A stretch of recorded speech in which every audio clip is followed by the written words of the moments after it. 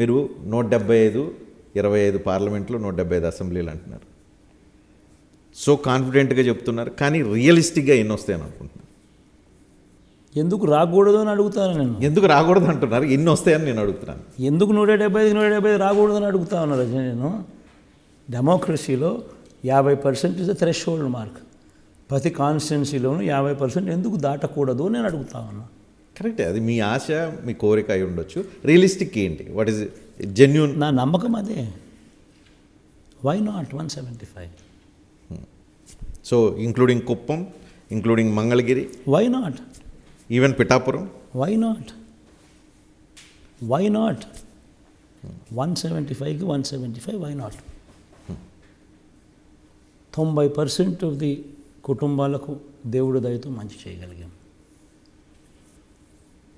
ఆ అభిమానం ఓటు కింద కన్వర్ట్ కాదా అన్నదే క్వశ్చన్ మార్క్.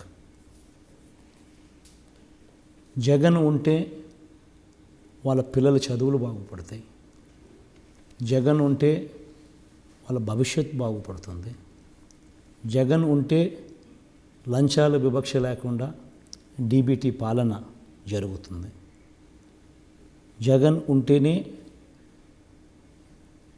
జగన్ కొనసాగితేనే పథకాలన్నీ కూడా కొనసాగుతాయి. మరి ఇన్ని మంచి ఉన్నప్పుడు వై నాట్ 175?